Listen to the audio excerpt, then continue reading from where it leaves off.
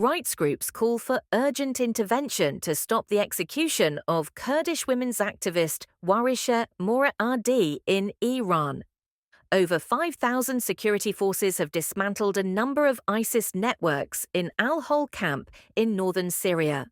Pro-government Turkish media outlets criticize the Kurd-friendly stance of Trump's chosen national security advisor, saying his appointment will encourage Kurdish autonomy in the region.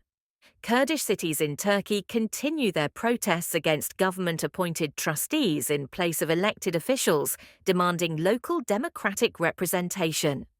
Learn more with Medya News. Prisoners in the women's wing of Tehran's Evin prison have protested against the death sentence handed down by the Iranian Revolutionary Court to Kurdish women's rights activist Warisha Moradi.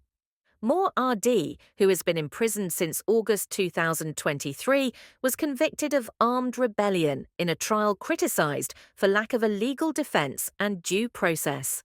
Her case has sparked global outrage, with groups calling for international intervention. Moradi, a member of the Free Women's Organization of East Kurdistan, or KJAR, has led protests from prison, including a hunger strike against Iran's death penalty and prison conditions. She has reportedly been subjected to solitary confinement and forced into confessions. Support for her has grown worldwide, with groups such as the Women's Union of South Kurdistan rallying in her defense. Moradi's plight, which has been described as emblematic of systemic injustice in Iran, has drawn solidarity from activists around the world, who see her sentencing as an attempt to silence Iran's women-led freedom movement.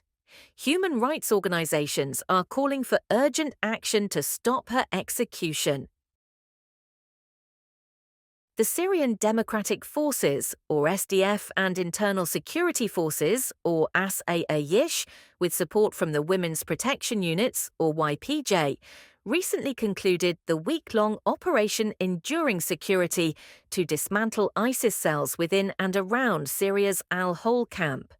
The intensive campaign, involving 5,000 fighters and backed by the global coalition, targeted over 200 villages and numerous ISIS hideouts. The security forces uncovered signs of the organization's attempts to regroup in al-Hol camp, home to around 40,000 ISIS-affiliated families, dismantling cells such as the Women's Hizbah and Cubs of the Caliphate. They also found the body of a woman who had been tortured and killed. The operation, disrupted by Turkish actions, resulted in the capture of 79 ISIS fighters, the detention of 17 women linked to ISIS, and significant seizures of weapons and communications equipment.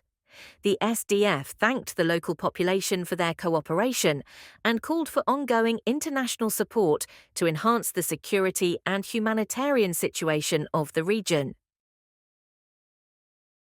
Turkish pro-government media outlets are expressing alarm at US President-elect Donald Trump's choice of Republican Representative Mike Waltz as his national security advisor, citing his strong pro-Kurdish stance as a potential strain on US-Turkish relations. Known for his support for Kurdish autonomy, Waltz has advocated Kurdish partnerships, energy exports, and opposition to Iranian influence in Iraq, raising concerns in Turkey about increased US support for Kurdish groups such as the YPG and the PKK, both of which Turkey considers terrorist organizations. One pro-government outlet has described Waltz as a pro-PKK advisor, warning of repercussions if Waltz promotes policies supporting Kurdish independence. Commentators speculate that his influence could encourage Kurdish political aspiration, which Turkey sees as a national security threat.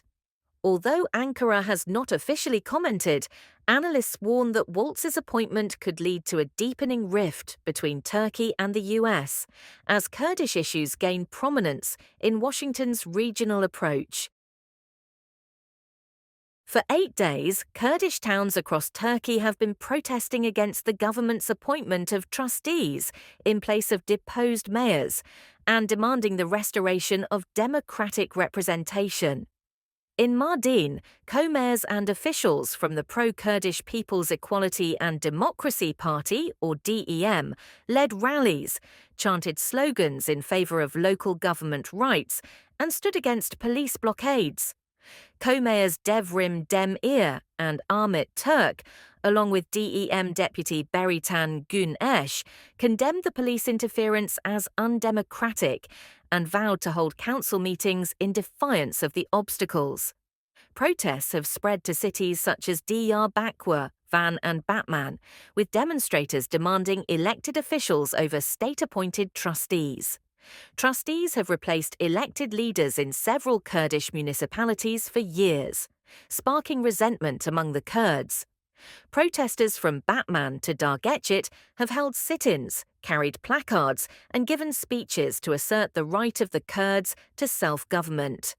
The movement, which is characterized by solidarity across Kurdish-majority areas, demands an end to the trustee system and the recognition of local elections.